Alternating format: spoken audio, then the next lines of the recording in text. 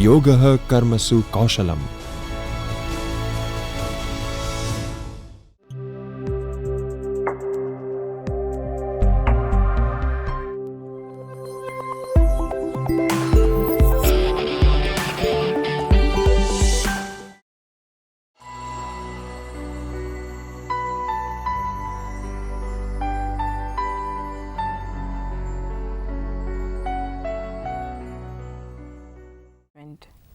Hi, welcome to the 17th session in our course HRM for Non-HR Managers. In the previous session, we discussed management of training and development. In this session, we will introduce the meaning of performance and performance appraisal. We will also discuss criteria considered for appraising performance and who should be appraising performance. We will present the concept of performance management and highlight the difference between the concepts of performance management and performance appraisal. We will discuss 6 basic elements of performance management and its process. We will suggest hints for the managers to handle performance related conversation when an employee's performance falls short of expectation. Brumbrack defined performance in 1988 as both behaviors and results. Behaviors emanate from the performer and transform performance from abstraction to action. Not just the instruments for results, behaviors are also outcomes in their own right, the products of mental and physical efforts applied to tasks and can be judged apart from results. We have frequently noted how the business environment has been changing rapidly across the global markets and how the technology has been evolving. The traditional approach to performance assessment or evaluation is appropriate for stable jobs in which work processes are procedural and easily observable. The contemporary jobs are much less static. H. Das noted in 2003 that the experts have been saying that because of the dynamic, multifaceted nature of modern jobs in the contemporary work environment, performance often involves less of management than facilitation. We assure you that the concept of performance management has not become extinct as we discuss it. Performance management is used widely by organizations which face relatively dynamic environment.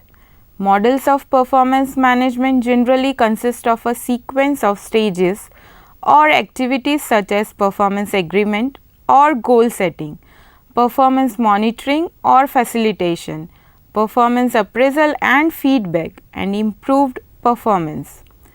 By definition given in the Handbook of HRM Practice, performance management is a systematic process for improving organizational performance by developing the performance of individuals and teams. As we just mentioned, it is means of understanding and managing performance within an agreed framework of planned goals, standards and competency requirements. This means that performance management is a continuous process of identifying, measuring and developing the performance of individuals and team and aligning their performance with the organization's goals. We will briefly explain conventional or traditional performance appraisal so that performance management as a concept can be understood clearly.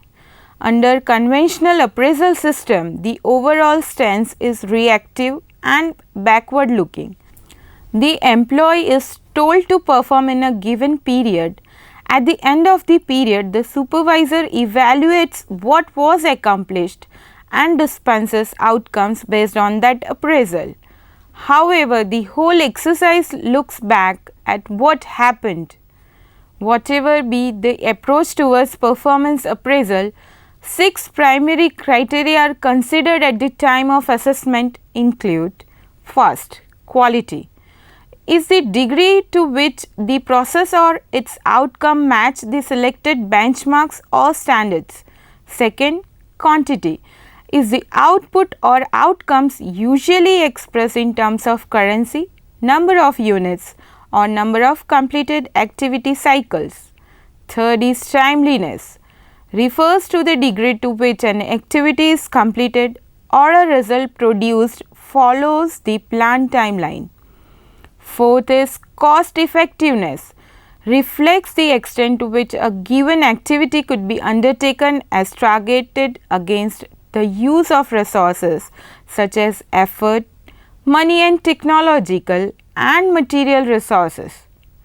Fifth is need for supervision, is usually expected to be at a level where supervisory intervention or guidance is minimized.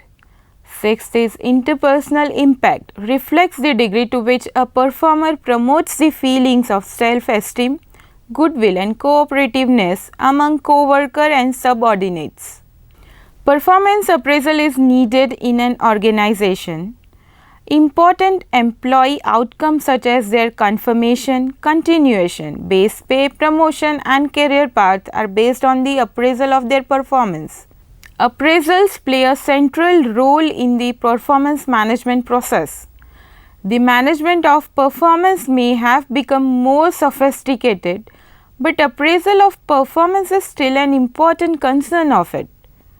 A single appraisal may look back at the performance period which has passed. That does not stop any manager from using performance appraisal for developing a plan for correcting any deficiencies, reinforcing what was done well, the shape a subordinate's career may take, the learning and development they can use well. Balanced Scorecard Institute leads the 5 reasons why any organization should adopt performance management approach. First is, a performance measurement system allows an organization to align its strategic activities to the strategic plan. It permits implementation of the strategy on a continuous basis. With it, the organization can get feedback needed to guide the planning efforts. Second is, it allows managers to identify best practices in an organization and expand their usage elsewhere. Number 3 is, the visibility provided by a measurement system supports better and faster budget decisions and control of processes in the organization. This means it can reduce risk. Fourth is, visibility provides accountability and incentives based on real data, not anecdotes and subjective judgments. This serves for reinforcement and the motivation that comes from competition. Fifth is, it permits benchmarking of process performance against outside organization. Who should appraise the performance? The immediate supervisor is still your man if you wish to keep performance appraisal simple and economical. The supervisor is directly responsible for the subordinate's performance, so he or she is thought to be the most appropriate person to appraise and evaluate the subordinate's performance. Alternatives for appraisal can be thought in terms of peer appraisal, which is the appraisal of an employee by his or her peers. With the rise of popularity of self-managed teams and other methods of performance appraisal, this option has gained traction. Peer appraisals can have an immediate positive impact on perceived improvement in open communication, task motivation, social loafing, group viability, cohesion, and satisfaction. Colleagues' expectation seems to motivate employees. Rating committee. A rating committee comprises the immediate supervisor and 3 or 4 other supervisors or raters. The advantages of multiple raters include limiting the rater bias and attention to the different facets of performance observed from different perspectives. Self-rating occurs typically along with the supervisor's rating. The employee may be expected to rate themselves higher than do their supervisors or peers. But anyone having experience of supervising others' performance would say that is not always true. Usually self-rating is seen together with the ratings through the upward downward, and lateral appraisals. Appraisals by subordinates are also known as upward appraisals.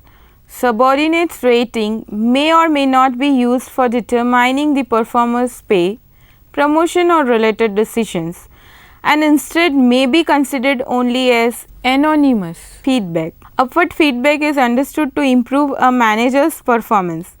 In one study, the managers who were initially rated poor or moderate showed significant improvements in their upward feedback rating over the 5-year period. The managers who met with their subordinates to discuss their upward feedback improved more than the managers who did not. 360-degree feedback is a tool of performance feedback and management. The employer collects performance information from all around an employee, including his or her supervisors, subordinates, peers, and internal or external customers. The raters complete an online appraisal surveys. Computerized system compile the feedback into individualized reports. 360-degree appraisals can be improved by anchoring the 360-degree rating dimensions such as conflict management in the specific behavioral examples such as effectively deals with conflicts, adequately training the people who are giving and receiving the feedback, ensuring that the feedback the person receives is productive, unbiased, and development oriented, reducing the administrative cost by using a web-based system which lets the rater log in, open a screen with a rating scale, and rate the person along with a series of competences with appropriate rating.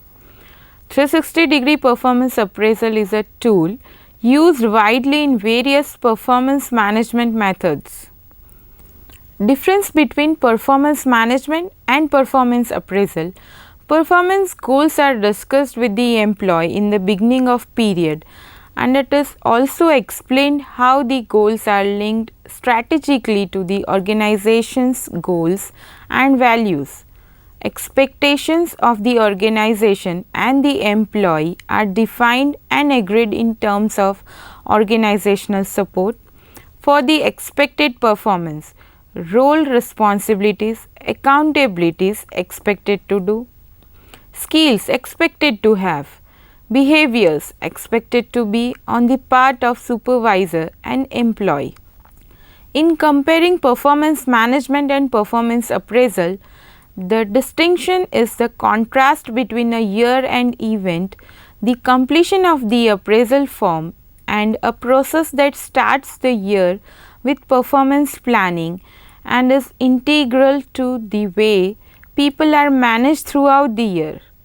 Three main things distinguish performance management from performance appraisal. First, performance management doesn't mean just meeting with a subordinate once or twice a year to review employee performance. It means continuous, daily or weekly interactions and feedback to ensure continuous improvement. Second, performance management is always goal directed. The continuing performance reviews always involves comparing the employees or team's performance against goals that specifically stem from and link to the company's strategic goals. Strategic congruence is central to performance management. Each employee's goals must be aligned with departmental and company goals. Third, performance management means continuously re-evaluating and, if needed be, modifying how the employee and team get their work done. Depending on the issue, this may mean additional training, changing work procedures, or instituting new incentive plans, for instance. Furthermore, performance management systems increasingly use information technology to help managers automatically track employee performance real time. We summarize the difference between performance management and performance appraisal in the table as you see on your screen. First, definition. Performance appraisal can be defined as the formal assessment and rating of individual by their managers at usually an annual review meeting, whereas in performance management is a continuous and much wider, more comprehensive and more natural process of management that clarifies mutual expectations, emphasizes the support role of managers who are expected to act as coaches rather than judges, and focuses on the future. Next, direction. In performance appraisal, it is top down, and in performance management, joint process through dialogue and negotiation. Frequency. In performance appraisal, usually annual, and in performance management, typically quarterly and can be even shorter. Next, rating. In performance appraisal, typically 180-degree only by supervisor. Sometimes the appraisal by the supervisor is confidential and subordinate doesn't know exactly what the supervisor has written. In performance management, ratings are often 360 degrees. Although anonymous, the aggregated rating and comments are accessible to the employee whose performance is being rated. Next point, rigidity or flexibility. In performance appraisal, it is more rigid, and in performance management, more flexible. Next is linkages. Often linked to pay and promotion in performance appraisal, and in performance management linked to pay and promotion, and also treated only as a feedback used for development. Focus. In performance appraisal, it is backwards, and in performance management it is forward. Next is lead. In performance appraisal, the lead is taken by HR department, and in performance management it is collaborative. The last is operation. In performance appraisal, it is often manual, and in performance management it is often online. There are 6 basic elements of performance management. They are the building blocks of performance management and include direction or goal sharing, goal alignment, ongoing performance monitoring, ongoing feedback, coaching, that is training, and rewards and recognition. First, direction sharing refers to open communication between the supervisor and the subordinate about the goals and strategy throughout the company, and then translating this into doable departmental team and individual goals. Second, goal alignment refers to the managers helping the employees see the link between the employees' goals and those of their department and company. Number 3, ongoing performance monitoring usually includes using computerized systems that measures and report the progress and exceptions anytime. The performance indicators are arranged for easy interpretations on a digital dashboard which the authorized person can access anytime.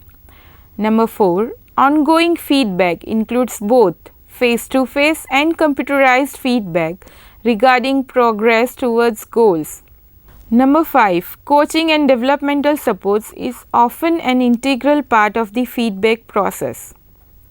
Developmental needs of an employee are identified mutually through discussion between the supervisor and the employee. Number 6, rewards and recognition provide the consequences needed to keep the employee's goal directed performance on the track. In the last part of this session, we will discuss how to deal with underperformers. It is one thing to say that discussion of developmental needs is an important part of performance management, but making difficult conversations with those who have not met the performance expectations is a challenge for the supervisors. Whether for genuine reason or not, there is a temptation to label those as underperformers or underachievers. The guidelines for engaging the people who have not achieved their performance targets or goals can include: first, identify and manage both the sides, to agree what the problem is. Analysis of the data should reveal the facts and possibilities. A manager can also steer the process in the direction where the feedback itself leads to corrective action. Second, establish the reasons for the shortfall in performance, and it is always possible that at least a part of the explanation for the shortfall is attributable to the supervisor and the organization. When seeking the reasons for any shortfalls, the manager should not crudely by trying to attach blame. The aim should be for the manager and the individual jointly to identify the facts that have contributed to the problem. It is on the basis of this factual analysis that decisions can be made on what to do about it by the individual, the manager, or the two of them working together. Any causes that are external to the job and outside the control of either the manager or the individual should be identified and excluded from the evaluation. Determine if the individual did not receive adequate support or guidance from his or her manager, did not fully understand what he or she was expected to do, means could not do it, ability, did not know how to do it, skill, would not do it, attitude. Number 3, decide and agree on the action required. Action may be taken by the individual, the manager, or both parties. This could include the individual taking steps to improve skills or change behavior. The individual changing attitudes. The challenge is that people will not change their attitudes simply because they are told to do so. They can only be helped to understand that certain changes to their behavior could be beneficial not only to the organization but also to themselves. The manager providing more support or guidance. The manager and the individual working jointly to clarify expectations. Next is the manager and the individual working jointly to develop abilities and skill. This is a partnership in the sense that individuals will be expected to take steps to develop themselves, but managers can give help as required in the form of coaching, training, and providing additional experience. Whatever action is agreed, both parties must understand how they will know that it has succeeded. Feedback arrangements can be made, but individuals should be encouraged to monitor their own performance and take further action as required. Number 4, resource the action.